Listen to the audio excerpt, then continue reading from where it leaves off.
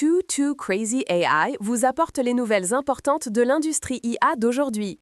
Google lance discrètement Gemini 3.0 Pro, marqué comme le modèle le plus intelligent à ce jour, intensifiant la compétition des modèles IA. Pendant ce temps, Google AI Studio introduit l'expérience révolutionnaire Vibe Coding, permettant à quiconque de créer rapidement des applications IA avec du langage naturel.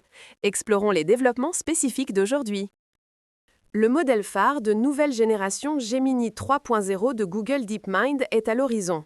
Logan Kilpatrick, responsable de Google AI Studio, l'a récemment suggéré via les réseaux sociaux et Google a déjà commencé à déployer discrètement Gemini 3.0 Pro auprès d'utilisateurs sélectionnés. Plus remarquablement, deux modèles IA haute performance mystérieux sont apparus sur la plateforme de référence LM Arena, nommés Lithium Flow et Orion Mist, démontrant des performances exceptionnelles et largement soupçonnées d'être des variantes non publiées de Gemini 3.0. Basé sur les modèles de lancement historiques de Google et la confirmation du PDG Sundar Pichai, Gemini 3.0 devrait officiellement débuter d'ici la fin du quatrième trimestre de cette année.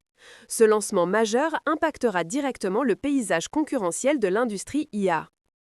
Google AI Studio a lancé une expérience Vibe Coding révolutionnaire, changeant fondamentalement la façon dont les applications IA sont développées.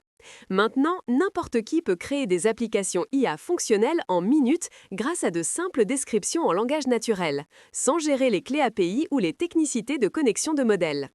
Les points forts des nouvelles fonctionnalités incluent galerie d'applications fournissant l'inspiration créative, super pouvoir modulaire améliorant les capacités de prompt et mode annotation innovant où vous pouvez directement surligner des éléments d'interface et dire à Gemini comment les modifier en langage naturel. Une fois terminé, le déploiement en un clic sur Google Cloud Run vous donne une URL en ligne partageable. Cette mise à jour est maintenant disponible sur ai.studio/build, gratuite pour les utilisateurs. L'outil de codage IA bien-aimé Cursor est sur le point de recevoir une mise à jour majeure de version.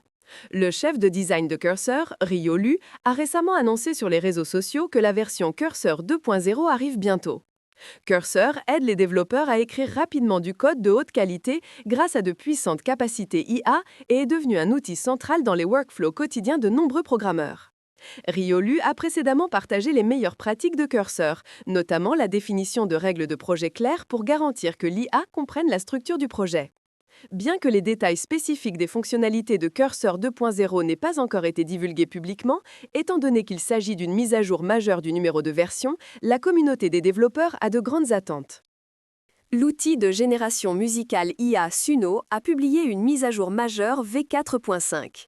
La nouvelle version réalise des améliorations significatives de la qualité vocale, comprenant et rendant plus précisément les nuances subtiles dans les descriptions musicales. La durée de piste a été étendue du plafond précédent de 4 minutes à 8 minutes, offrant aux créateurs un plus grand espace créatif.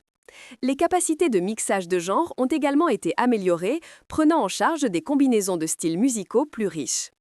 La version V4.5+, publiée en juillet, va encore plus loin, offrant des outils de production audio de qualité professionnelle. Les utilisateurs gratuits peuvent essayer le modèle V4.0 pour créer jusqu'à 20 chansons, tandis que les fonctionnalités complètes V4.5 nécessitent un abonnement pro à partir de $8 par mois. Voici la question la plus folle d'aujourd'hui. Google a choisi de lancer discrètement Gemini 3.0 au lieu d'un grand événement de lancement. Cette stratégie discrète est-elle de la confiance ou de la prudence? Par rapport aux annonces très médiatisées d'OpenAI et d'Anthropic, quelle approche de lancement pensez-vous mieux gagner la confiance des développeurs et des utilisateurs? Quel est votre choix? Rendez-vous dans les commentaires. Too Crazy AI, restez fous demain!